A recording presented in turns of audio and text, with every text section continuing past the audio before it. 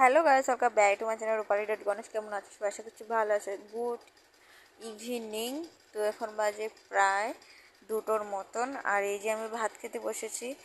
ভাত নিয়েছি, ডাল নিয়েছি, আলু ভাজি নিয়েছি, আলু আর মিষ্টি কুমড়োর ভাজি নিয়েছি, আর দিয়ে সয়াবিন তরকারি নিয়েছি, লেবু নিয়েছি, এগুলো পেঁয়াজ নিয়েছি। তো সেগুলো দিয়ে ভাত খাবো।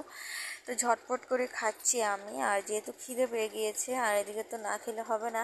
আর একজনকে বেঁধে রেখেছি আর বিছনার উপরে, আর একজনকে বলছিলাম ভাত খেয়ে নিচ্ছে, ঘুনো দিয়ে দাও তোমরা। তো এরকম বলে আর কি ভাত খেতে বসে পড়েছে। যাই হোক, তো আমার তো খেতে লাগবে। তো ভাত খেতে আমার খুব খিদে পেয়েছে, বুঝতেই পারছো, আমার খাওয়া দেখে বুঝতে পারছো আমার খুব খিদে পেয়েছে। তো খাওয়াটা আমার মোটামুটি, আর আমি মাটিতে বসে ভাত খাই।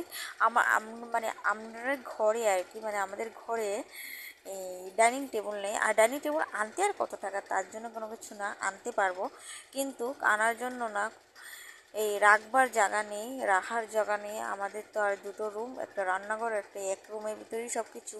তো তার জন্য আর কি ডাইনিং টেবিল আনা হয় না। আর রাখবো কোথায়, এইটাই মেইন। তো তার জন্য আর কি এরকমই।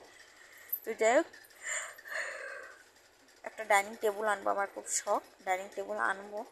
তো যাই হোক, রান্নাঘরটা ঠিক করে নিই, তারপরে আনবো। তো যাই হোক, এরকম করেই আর যতদিন ভিডিও করতে পারে।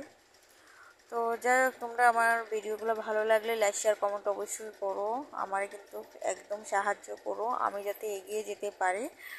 তো এটাই তোমাদের কাছে আমার রিকোয়েস্ট। তো ভিডিওটা ভালো লাগলে লাইক শেয়ার কমেন্ট অবশ্যই করো।